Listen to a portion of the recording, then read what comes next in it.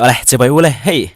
mi zo idol an lo thlang le ta a top 20 in ti siak na an zo a hey a hit chho tran khop mai boruak a lian chho tran khop mai a tu tuma tel te hian zai thiam hlom em mai he ta around niam lama tang to khan an zai thiam vek mai a ngai thla kan ruam hlom em tin boruak poron chang chho tha et ot to khop mai a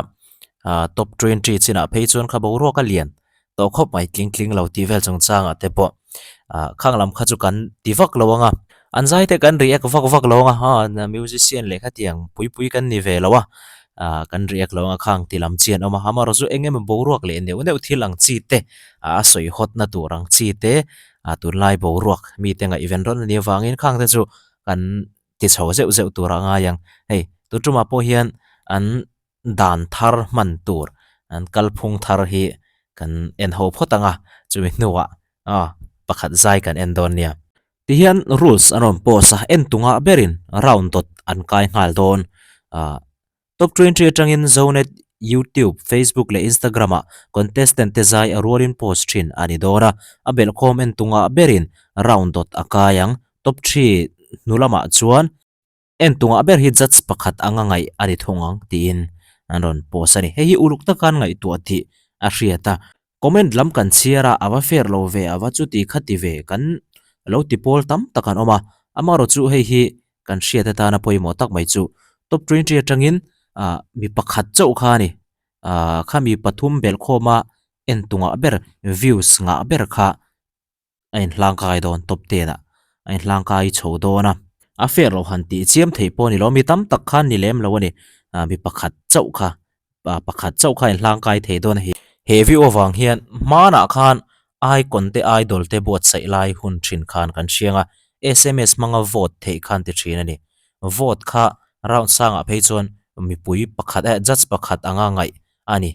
ti ni thina kan tang khop mai khono ten sim card te thenin an leya ting khan kan bei vut thina ni khatianga har sa dewa vote va thla ko na sms va thone mo whatsapp va vote emo khatiang ti ngai lo khan mipui na kan en mang khan vote kan lo la mai don ti na ni hey miss thanna te po subtitle zinga miss popular mipui nan vote tamber chu chuan transport ti that thin emi an chole zel na tura po khatiang deuh kha ni han ngai koi ture mo affair lo mo han ti chiam tur kha aom lem lo mi puina an en tamber le kha mi puina an vote tamber anga ngai ani don maya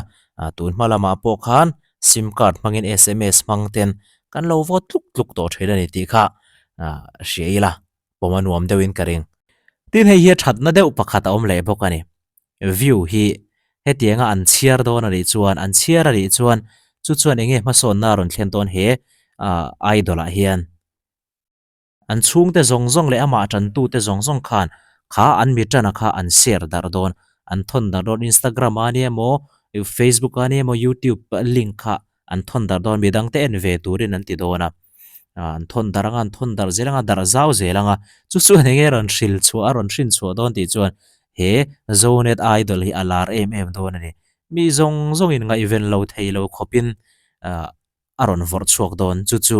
he organizer te po hian an mu chiang view in ka ria an idea hi tha khop mai view atam chuan mi nan en nem mi nan mu nem an clear nem an clear nem chuan nga event a hlo nge don chuan ei hian disadvantage ang deuh a that lo na lai deuh pakhat ane i ve thung ero chu kha a yutai konte idol masa hun lai mara khan a tir lama sim card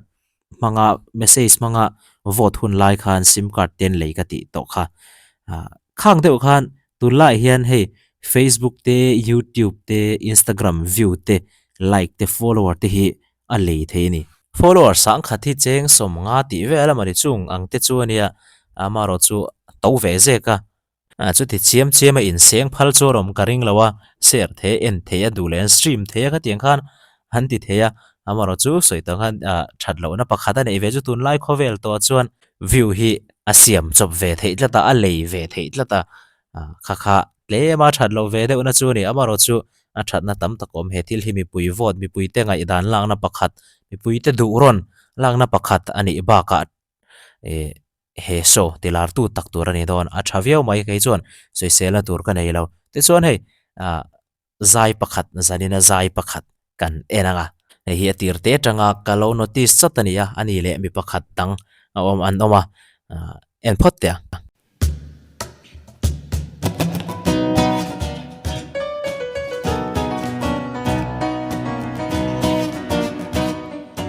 Kovel hi at sak na chopin aboral ngay don sia mi duba anti terlunan se u phim khuru i swanati ama nge chu chul na ni ni ku miu tai kon lama bok tlang ron champion to hei tun kuma idol lama ron chet na le riau maya ro lu pui bok tlang ani hi ti dem ma mel ena ti dem mo kan nem te ron zai tu ronga khan ka lo ngai ngota raw de ron zai mai tu ro khan ka ngaya zanina la ron sa ron ni at maya o flexible zia ron lang chiang mai boka hei hla thana thiam khop maya azai thiam zia ron so thei tu tur anga yang put kharon sa to lovin azai thiam zia ron pho lang chiang tu tur hla ron thlang nal mai pui khop mai hi ron che thavet vet khop mai ngay bên ruing ni ange cần lal palo kal dona tuna emo zana emo singa emo rinong takini ngak selang mu ko vel hun hian to hun na shil indo thu thang kan she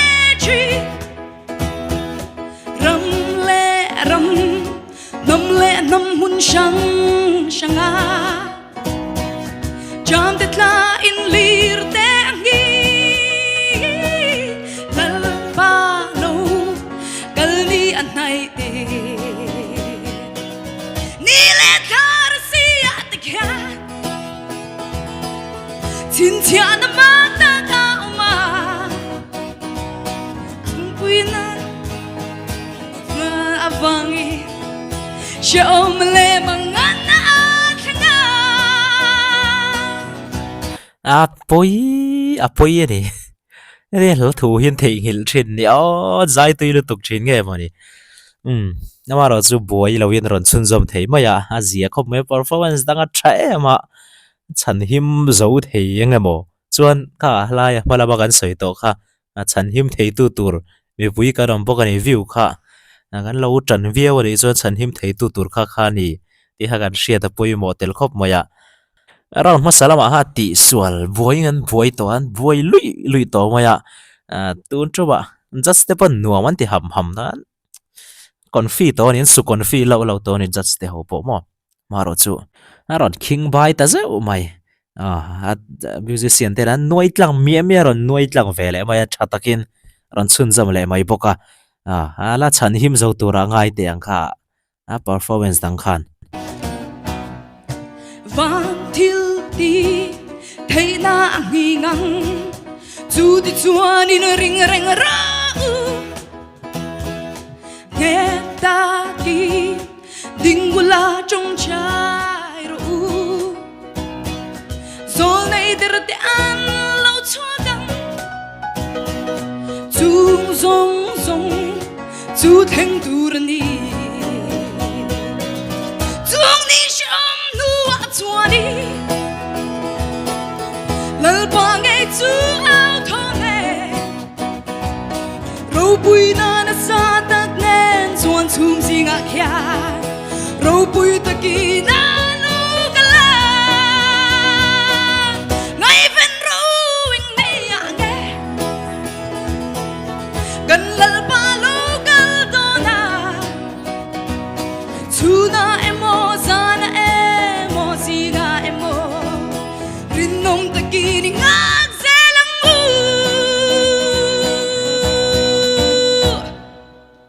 kalome cái này po kan lom khop mai zuan kan zu pakhatom ti lo kha chu thata ka ni zai tharem rem ta ka ni he an zai thiam hlom tlang puya amaro chu danglam le sial de wang kha dang lam na lang the ang bi kha an om mang lo le maya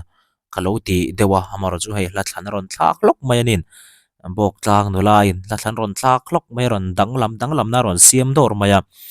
be sei la sang khop mai next round atan po amaro chu a thil ti sual zeu kha a tla thu thei ngil zeu kha